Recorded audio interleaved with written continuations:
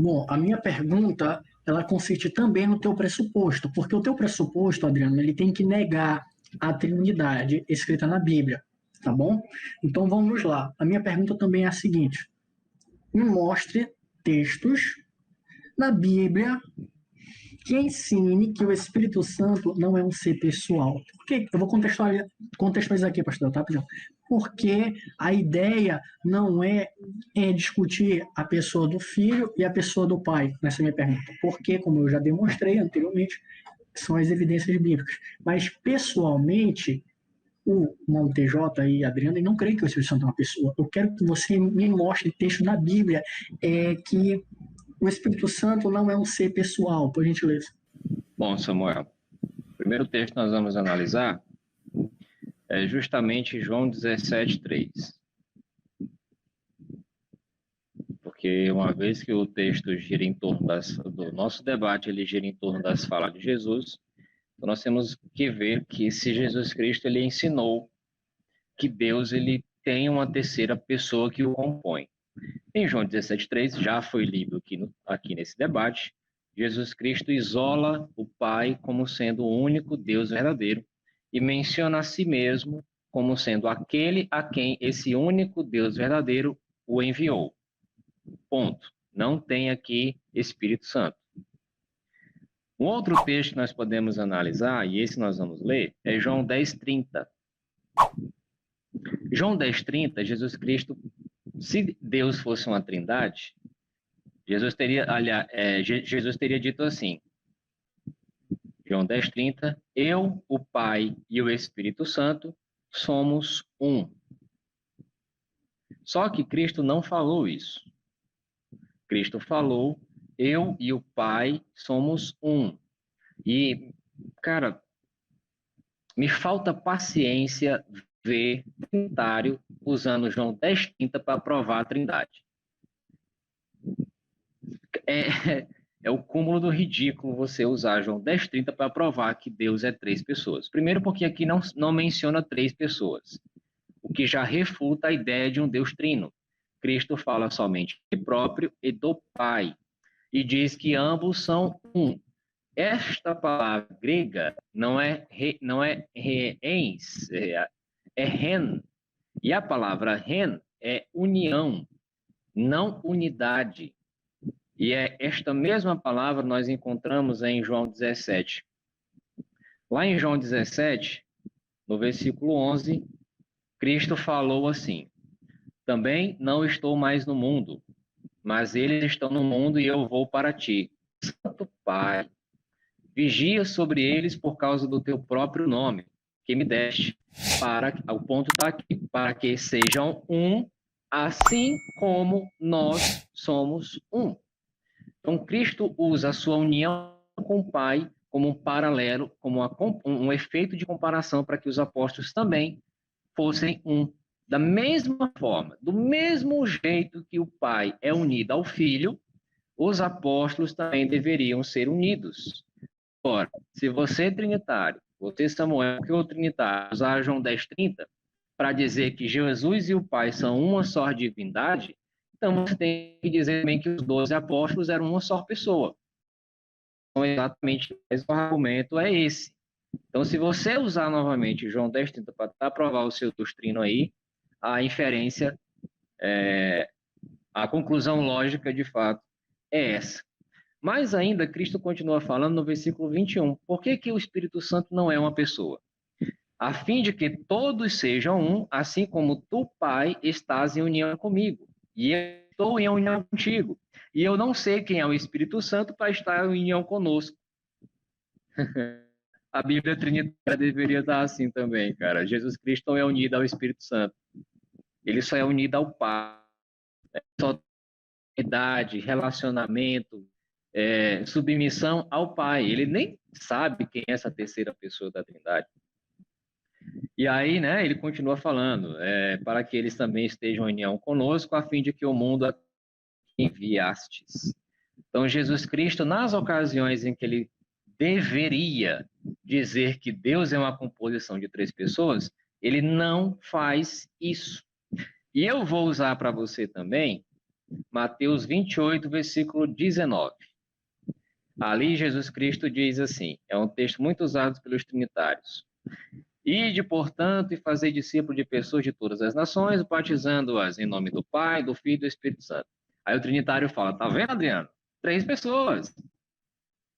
Na pior das interpretações, Samuel, o fato de estar mencionando uma suposta 3 pessoas juntas, uma da outra, separada apenas por vírgula, isso não prova que eles são uma só divindade. Sabe por quê?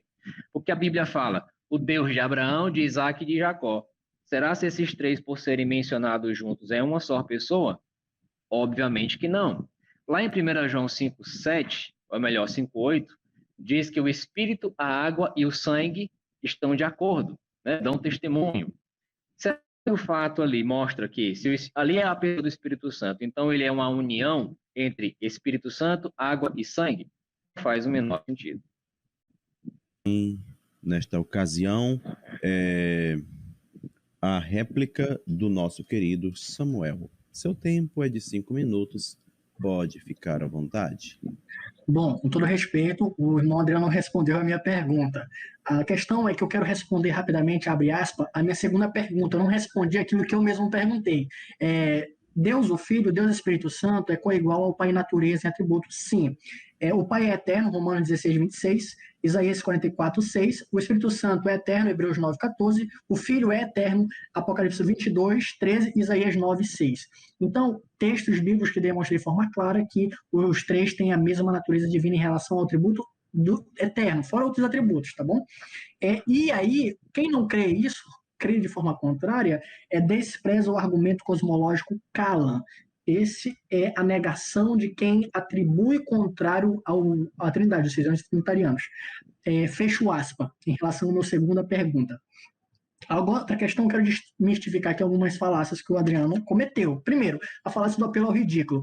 Vou rir aqui e tal.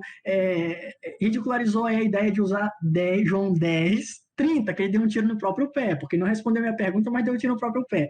O 1 aqui, meu querido telespectador, é o mesmo 1 que ele utilizou para Deus, lá em Apóstolo Paulo, capítulo 1, 1 Coríntios, capítulo 8, isso, um só Deus, um só Senhor. O 1 aqui, Adriano, o 1 é o mesmo aqui, ó. Só que qual é a distinção de pessoas? Somos. Então, é plural, 2 pessoas. Mas e que somos aqui, meu querido? É dentro do contexto que vai nos demonstrar do capítulo 10. Vai ensinar o quê? Que Jesus é um pastor que veio atrás das suas ovelhas. Quem disse isso? Jeová, lá no Antigo Testamento, Ezequiel, capítulo 34, versículo 11. O Jeová, o Eterno, que vinha nas ovelhas desgarradas dos judeus e vinha a juntar. E aqui Jesus disse, olha, presta bem atenção, eu também sou pastor.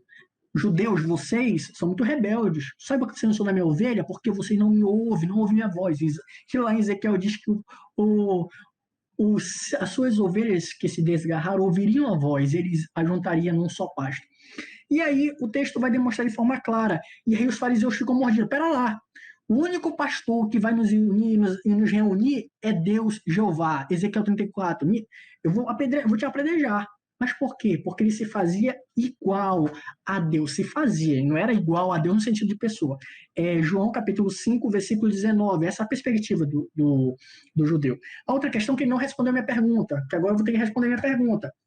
O Espírito Santo é uma pessoa, e nenhum dos textos que ele leu, eu não vou ter tempo agora para... Bota meu tempo na tela, pastor, por gentileza, até que agora refutar aí na questão, mas eu pensei que ele ia usar a falácia da falsa inversão. Qual é a falácia da falsa inversão que o Adriano muito utiliza aqui no Arena Apologética? Olha, cheio, a palavra cheio não é uma qualificação de pessoa, está atribuindo a Jesus, mas também se atribui ao Pai no Antigo Testamento. Jeremias 23, 24, 23. É o mesmo malê, equivale ao mesmo palavra grega em Atos, capítulo 2. Existem inúmeros palavras que não são atribuídas ao ser humano no sentido de ser pessoalidade, ao Deus Pai. Ele é escudo, ele é rocha, ele é um monte de coisa em de atribuição. Isso define ele por pessoalidade? Não. Aqui temos que partir da perspectiva hermenêutica psicológica, a psicologia que vai determinar o que é um ser humano racional para um animal irracional, por exemplo.